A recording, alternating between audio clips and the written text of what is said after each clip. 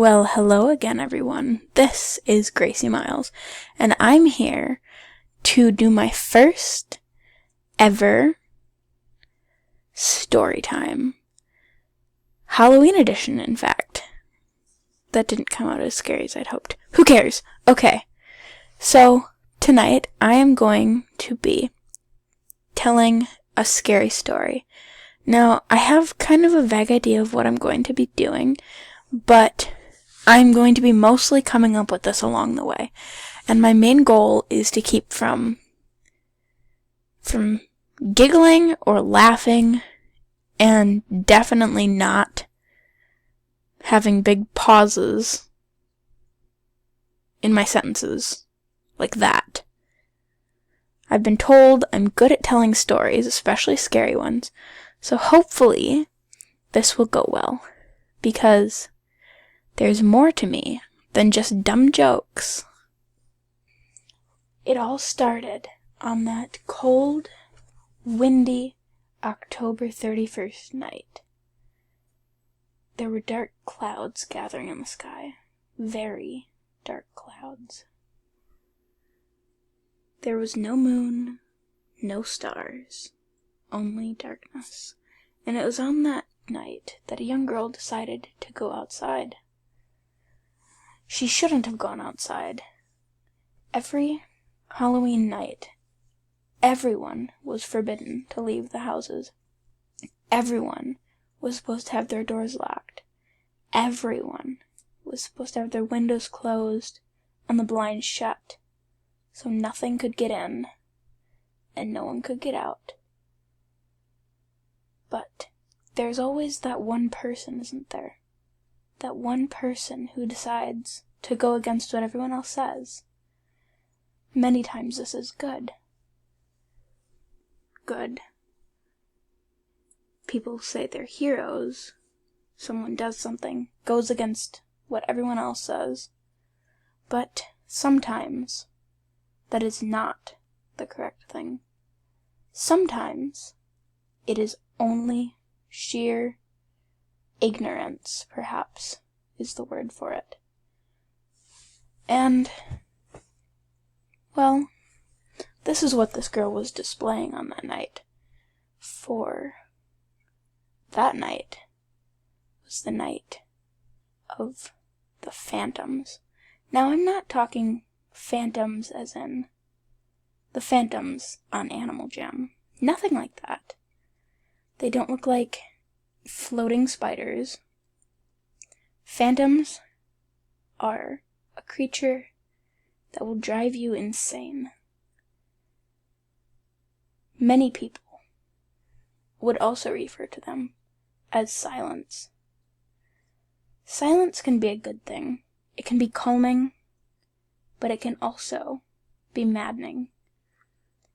In the silence, in the darkness, your mind can hear things, perhaps.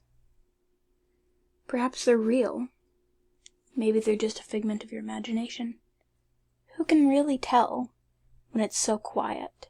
Nothing really seems real.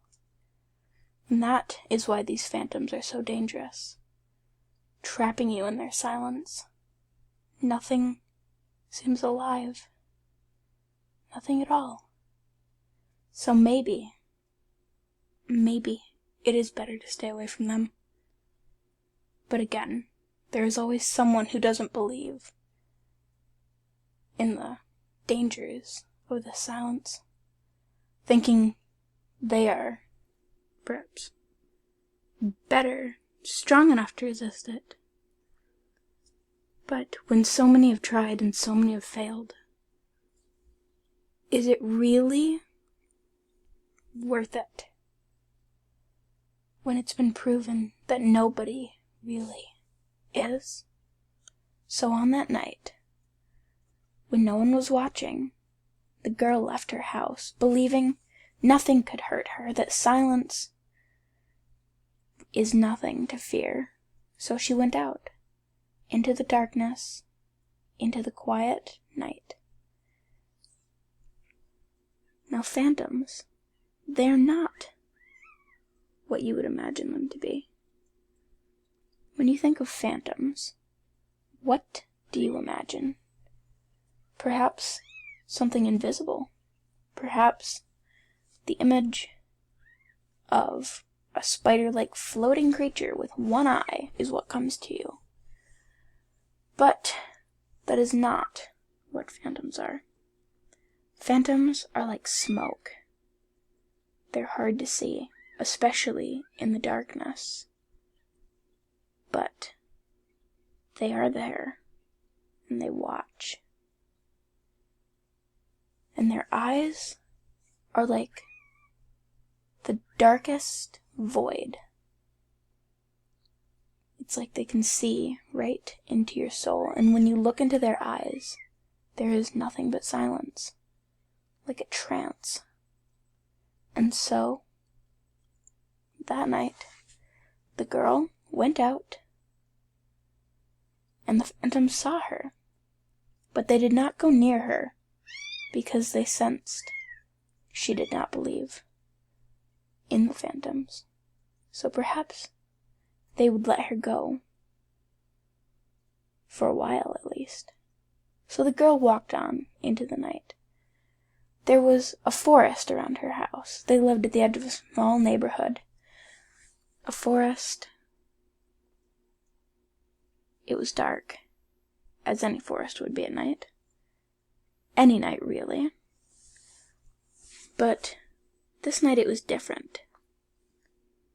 She tried to set it aside as simply the clouds blocking out the moon and stars.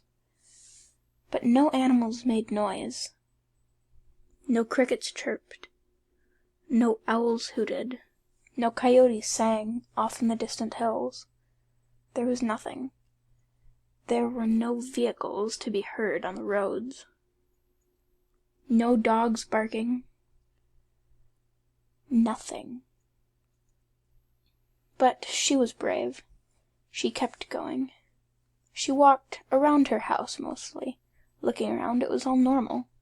Everything bathed in shadows. Nothing to be seen in the dark recesses of those shadows. Or at least nothing that could be seen. But there were things in those shadows. Many, many things. But the girl did not see them, because she neglected them. She did not think anything really could be in those shadows, because they were shadows. They were darkness. And darkness is not something that can touch you. Or is it? Either way, she kept going. She walked farther away from the house, almost daring something, and then into the forest.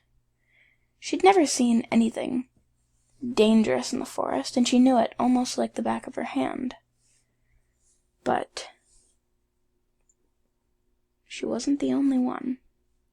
She did not know this, though, so she kept going. She kept going, deep into the forest. She could not see her house anymore, but she still believed she was safe, because it was only another night, and it was cold, and that was why the animals made no noise. So, in the forest, she walked, trusting herself, but all of a sudden, she felt like she was being watched, and she stopped. It was an unnerving feeling.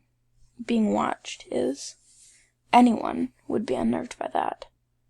But she brushed it aside. Who would be watching her? Perhaps a mouse under the root of a tree, or an owl up in a branch, fluffing out its feathers from the cold, gusty wind. So, she moved on. But the feeling did not go away. It didn't. So she moved a bit faster back towards the house, when all of a sudden, somewhere in the forest, not too far behind her, something shrieked. It was a blood-curdling sound, not something you would hear from a raccoon or a fox, or any other wild creature for that matter. She had heard of these shrieks, the phantoms, when they saw their prey, the one they wanted to encase in their silence. They would shriek to call the others, to ensure that nothing could escape them, and their target would never get away. But the girl still did not believe them. How could she? She couldn't accept that if there was something out there, that she had been so ignorant as to walk into its trap. How could there be something like that? It had always seemed so unreal, so impossible. And yet now, here she was, faced with the decision that perhaps she had been wrong.